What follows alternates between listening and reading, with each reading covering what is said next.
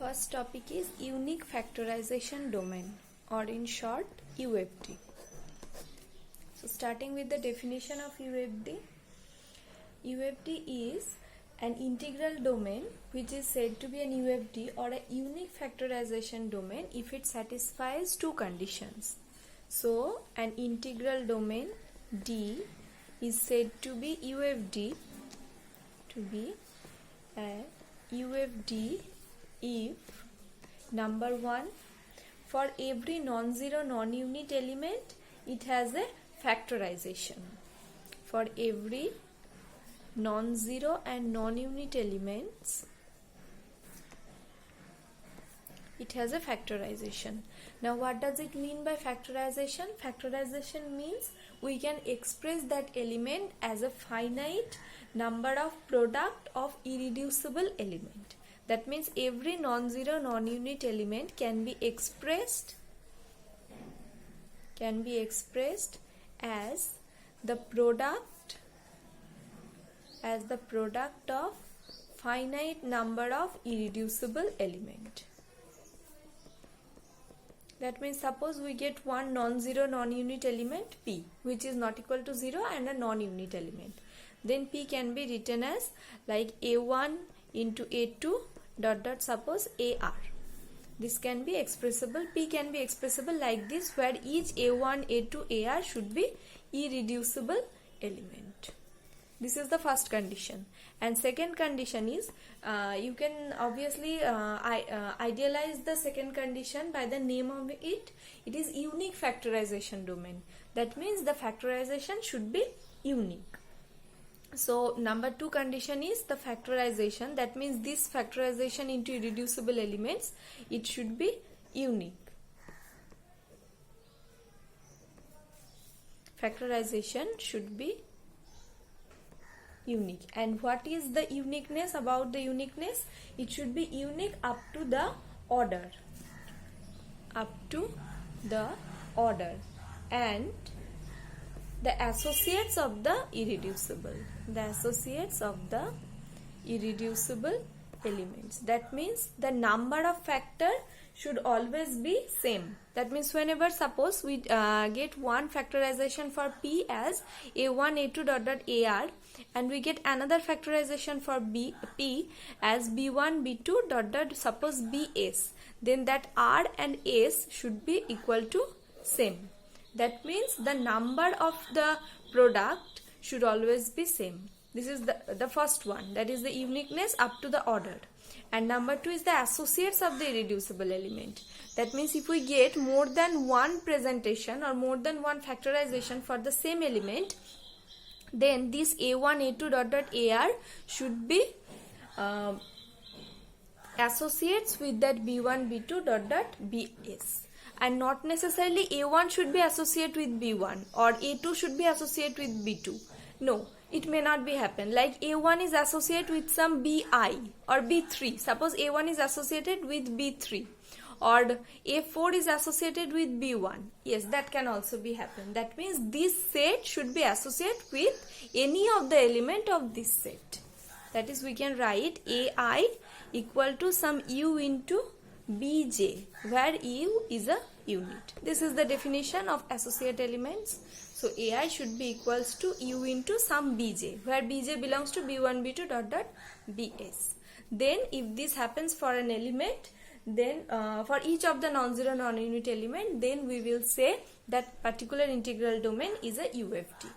That means, I'm repeating the definition, an integral domain D is said to be a unique factorization domain if it satisfies two conditions. Number one, every non-zero non-unit element should have a factorization.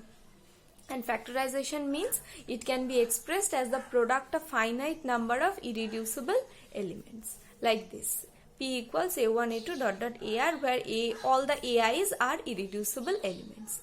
And number two, this factorization should be unique up to the order and the associates of the irreducible element. That means the number of the elements in the factorization, this should always be same. And if we get more than one factorization for a single element, non-zero non-unit obviously, then each of the elements in the factorization will be associates with the other set of factorizing elements b1 b2 dot dot bs.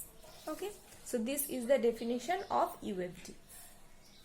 Now let's take some example.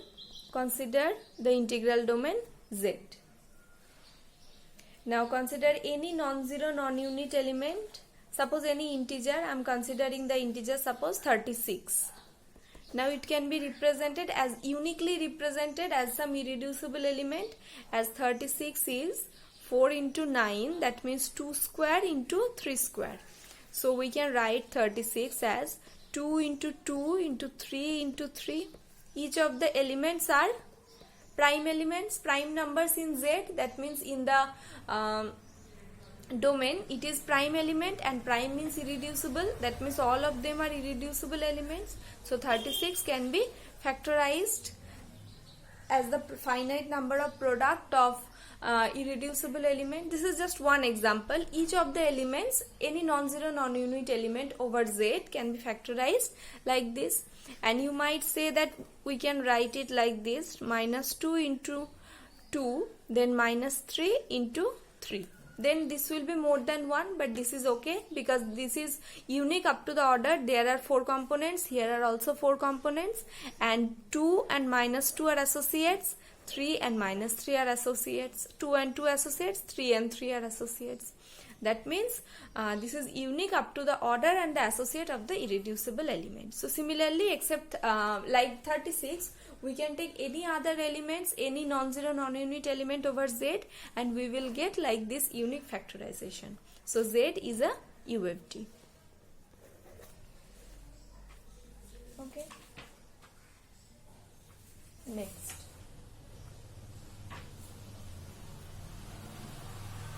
Let us consider another example, ZX.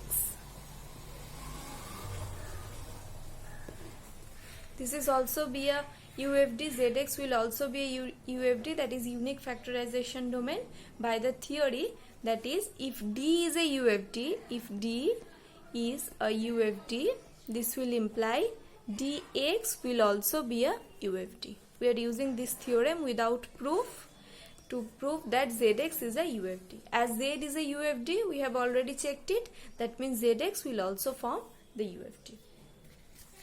Okay. Next, the next example. This type of examples are very important, like Z root 3 or Z I root 3. I am considering Z I root 5. This one. Okay. We have to check this is a UFD or not. Now we are considering the element 6. Okay, 6 can be written as 2 into 3, and it also can be written as 1 plus I root 5 into 1 minus I root 5, like this. That means we get total 2 representation. Now we have to prove the representation is the actual factorization. That means these are all irreducible elements. These 2, 3, this one and this one, all the 4 are irreducible elements. Then this will represent a factorization for 6, and then we will check that these elements are associates with each other or not. If they are, then we can say this is okay, Z I root 5 is a UFD. And if they are not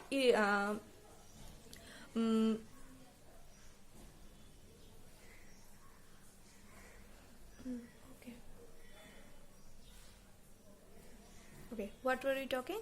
6 equals 2 into 3 and this one. Yes.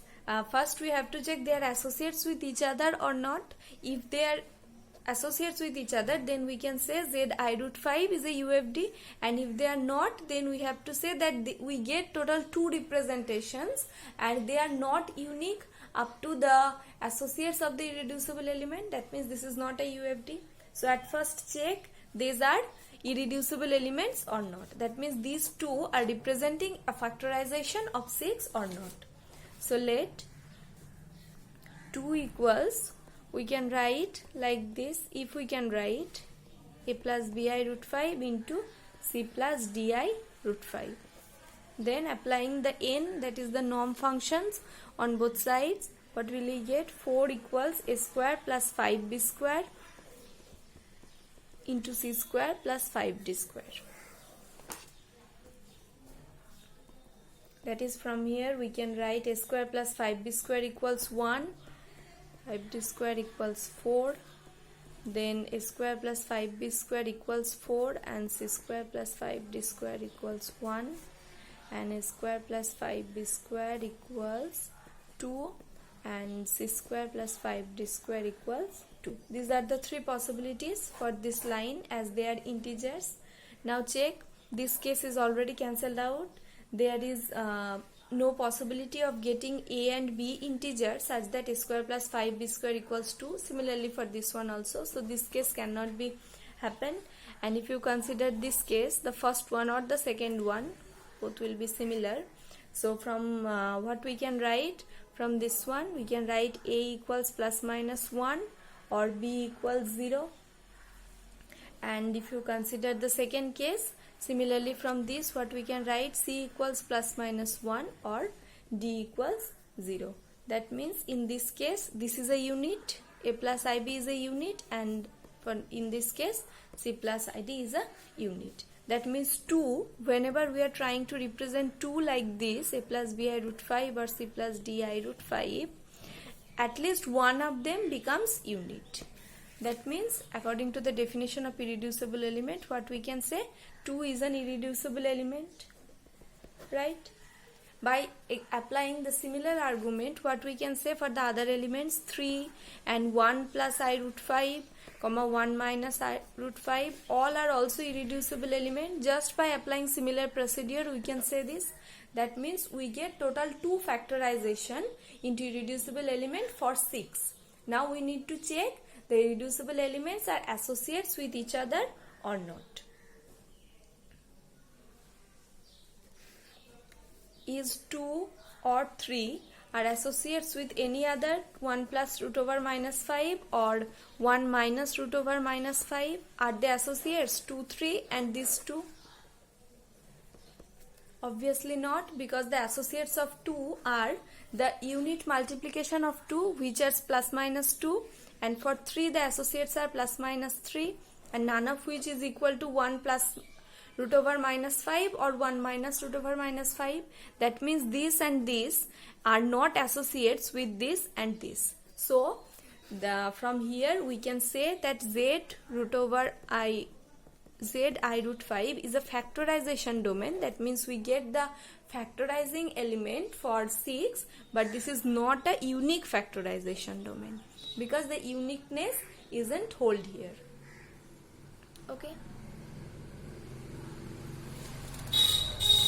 So this type of examples are very important. Z I root 5 or Z I root 3, exactly just by applying same procedure you can prove this. So if I told you that let us prove Z root over this, Z I root 3 is not a UFD, or check this is a UFD or not. If I say you just to prove, then what example will you take?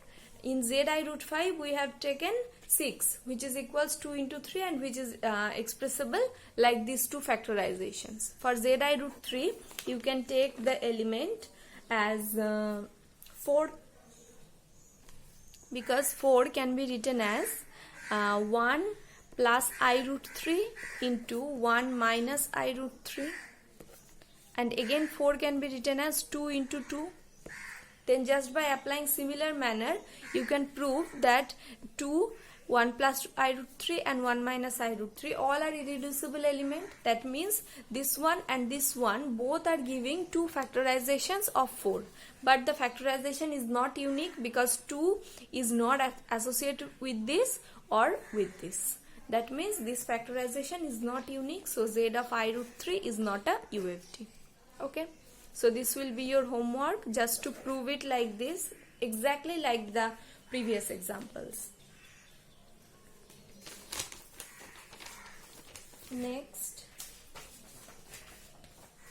Next example, if I am saying Z I root 6, prove that this is not a UFD. Then which element will we take to represent as more than one factorization? we can take the element as 10, like 10 can be represented as 2 plus I root 6 into 2 minus I root 6. Then it will become 2 square plus 6 into 1 square. That is 4 plus 6, which is equals to 10. And again 10 can be represented as 2 into 5. So we get 2 representation. Obviously this is not unique because neither 2 or 5 nor 5 is associates with this or this. So this is not a UFD. So this type of examples like Z of I root over n, this type of examples are very important for exams, like prove that these are not UFD, something like that. So then you need to find out one element such that it has more than one factorization. Okay. Now moving to the theory part. Theory part, it is another very important property or theory regarding UFD is in a UFD every irreducible element is prime. In a UFD every irreducible element is prime. We have already proved in the last chapter that in an integral domain every prime element is irreducible, but the converse wasn't true there, but the converse is true here. In a UFD both the irreducible element and prime element actually they are equivalent. That is, whenever an element is a prime it should be irreducible, whenever it is irreducible it should be prime. Now we have already proved that part, that is if it is prime it is irreducible for an integral domain. The same proof will also be applicable for an UFD. We just need to prove the second part, that is irreducible element is a prime element. This one. So let's prove it. Let P is some irreducible element. Over the unique factorization domain we are choosing the domain as D. So P is an irreducible element over this D. That means P is obviously non-zero and non-unit because this is the preliminary conditions for being an irreducible element. And we are considering P divides AB. We want to prove that P is a prime element. That means at last we have to prove either P divides A or P divides B. Then our theorem will be done. So we are starting with P divides AB. Now P is a non-unit element. That means at least one of them of A and B should be non-unit. So we are considering the case 1 where at least one of A comma B is non-unit. So let us consider, let A is unit and B is non-unit. If A is unit, that means A inverse exists and this belongs to D, the particular domain, particular UFD. So B can be represented like this, P, as we have already taken P divides AB, right? P divides AB. That means AB can be represented as P into C. So from there what we can write, B equals P C A inverse, like this. Okay, so from here what we can claim, that P divides B. So we have started with P divides AB and we get that P divides B whenever A is a unit. Similarly, if we consider the next case, that is A is not unit but B is unit, then by applying similar argument what we can prove, that P divides A. So in any case either P divides B or P divides A. So from here we can claim P is a prime element. Okay. Now moving to case 2. Case 2 is both of them are non-unit. Both A comma B are non-unit. This is also possible because P is a non-unit element. So let both of them are non-unit. Then we have chosen A comma B from the UFD. That means we can get for A comma B we will get unique factorizations. So let's take A equals P1 P2 dot dot PR and B equals Q1 Q2 dot dot QS, where obviously these P1 P2 PRs are irreducible elements and Q1 Q2 QS are irreducible element because of the definition of an UFD. So we can prove A and B like this.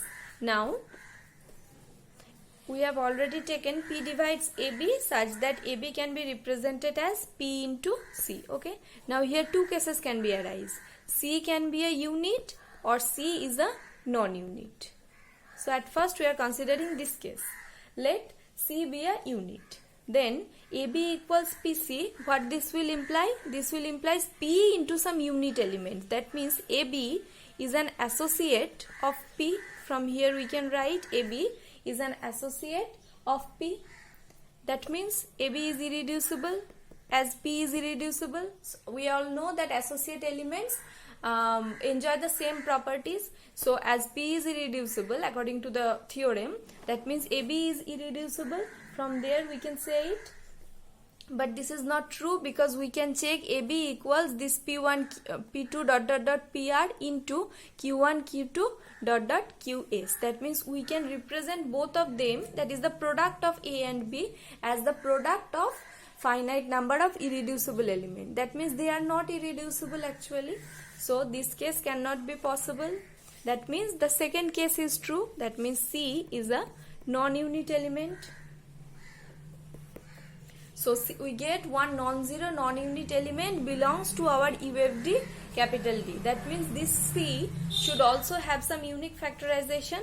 Let's take C equals some T1, T2 dot dot dot Tk, where all these T1, T2, Tk are irreducible elements according to the definition of UFD. So we can write this. Now again AB equals PC. Just putting all the values of A, B and C. What will we get? P1, P2 dot dot dot PR, then Q1 Q2 dot dot QS equals P into T1 T2 dot dot TK. Now we are considering all of these elements in an UFD. That means the factorization should be unique. That is the factorization of AB, the left hand side, should also be unique because AB also belongs to that UFD. So from here, from the right hand side, that means ultimately we get total two representation for AB, one from the left hand side, another from the right hand side. Now for the uniqueness of the factorization, we can say that P must be an associate with these are all the elements. P must be an associates with P1 P2 dot dot PR comma Q1 Q2 dot dot QS. At least one of them. P must be associates at least one of them of P1 P2 dot dot PR and Q1 Q2 dot dot QR. That means if P is an associate with this set of elements P1 P2 PR, then we can say that P divides A, or if this is associated with this set of element, we can conclude that P divides B. So either this one or this one. So we started with P divides AB and we ended at either P divides A or P divides B. So from here we can claim that P is a prime element.